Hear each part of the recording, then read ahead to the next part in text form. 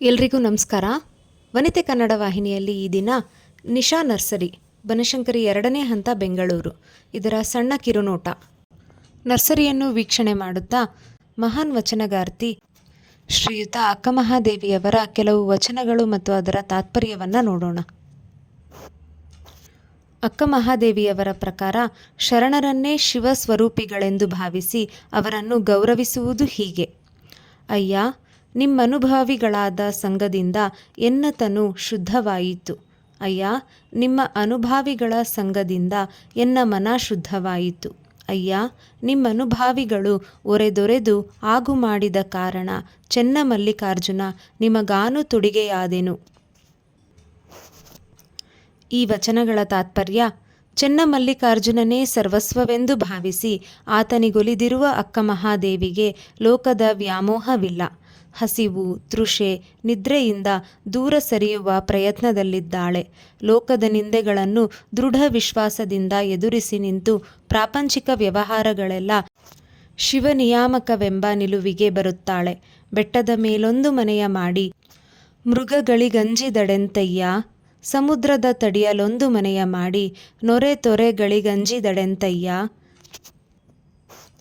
ಸಂತೆಯೊಳಗೊಂದು ಮನೆಯ ಮಾಡಿ ಶಬ್ದಕ್ಕೆ ನಾಚಿದಡೆಂತಯ್ಯ. ಚೆನ್ನಮಲ್ಲಿಕಾರ್ಜುನ ದೇವ ಕೇಳಯ್ಯ, ಲೋಕದೊಳಗೆ ಹುಟ್ಟಿದ ಬಳಿಕ ಸುತ್ತ ನಿಂದೆಗಳು ಬಂದರೆ ಮನದಲ್ಲಿ ಕೋಪವ ತಾಳದೆ ಸಮಾಧಾನಿಯಾಗಿರಬೇಕು. ನೆಲದ ಮರೆಯ ನಿಧಾನದಂತೆ, ಫಲದ ಮರೆಯ ರುಚಿಯಂತೆ, ಶಿಲೆಯ ಮರೆಯ ಹೇಮದಂತೆ, ತಿಲದ ಮರೆಯ ತೈಲದಂತೆ, ಮರದ ಮರೆಯ ತೈಲದಂತೆ, ಭಾವದ ಮರೆಯ ಬ್ರಹ್ಮವಾಗಿಪ್ಪ ಚೆನ್ನಮಲ್ಲಿಕಾರ್ಜುನನ ನಿಲವನಾರೂ ಅರಿಯಬಾರದು. ಚೆನ್ನಮಲ್ಲಿಕಾರ್ಜುನನ ನಿಲುವು ಯಾರೂ ಅರಿಯಲಾರದ್ದು. ಇಂಥವನ ನಿಲುವಿನ ನಿಜದ ನೆಲೆ ಯಾವುದು, ಅದನ್ನು ಅರಿಯುವುದು ಹೇಗೆ ಎಂಬ ಪ್ರಶ್ನೆಗಳಿಗೆ ಅಕ್ಕಮಹಾದೇವಿ ಕಂಡುಕೊಳ್ಳುವ ಉತ್ತರವೆಂದರೆ ಅಂಗಗುಣಗಳನ್ನು, ಸಂಸಾರದ ಮೋಹವನ್ನು ತೊರೆಯುವುದು. ಇಂಥ ವ್ಯಾಮೋಹಗಳಿಂದ ಬಿಡಿಸಿಕೊಳ್ಳುವುದು ಹೇಗೆ ಎಂಬ ಸಂದಿಗ್ಧಗಳು ಒದಗಿದಾಗ ಆಕೆ ತನ್ನ ಅಂತರಂಗದ ತಲ್ಲಣಗಳನ್ನು ನಿವೇದಿಸಿಕೊಂಡಿದ್ದಾಳೆ. ಆತ್ಮನಿವೇದನೆ ಎನಿಸುವ ಇಂಥ ಭಾಗಗಳಲ್ಲಿ ಅಕ್ಕನು ಅನುಭವಿಸಿದ ಬಿಕ್ಕಟ್ಟುಗಳು ಚಿತ್ರ ತೆರೆದುಕೊಳ್ಳುತ್ತದೆ. ಅವುಗಳಿಂದ ಪಾರು ಮಾಡಬಲ್ಲ ಶಿವನಲ್ಲಿ ಪರಿಪರಿಯಾಗಿ ಮೊರೆಯಿಡುತ್ತಾಳೆ.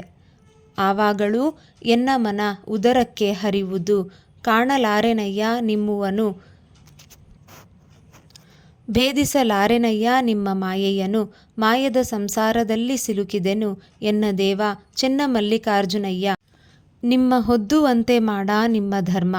ಅಜ್ಞಾನ, ಹಸಿವು, ವಿಷಯಾಸಕ್ತಿ, ಹುಟ್ಟು ಸಾವು, ಜೀವನದ ಅನಿತ್ಯತೆ ಇವುಗಳ ಬಗೆಗಿನ ಸೂಕ್ಷ್ಮ ನಿರ್ಧಾರಗಳನ್ನು ವಚನಕಾರ್ತಿ ಉಪಮೆ, ರೂಪಕಗಳ ಮೂಲಕ ಸೂತ್ರೀಕರಿಸಿದ್ದಾಳೆ. ಧನ್ಯವಾದಗಳು. ರಾಧೇ ಕೃಷ್ಣ.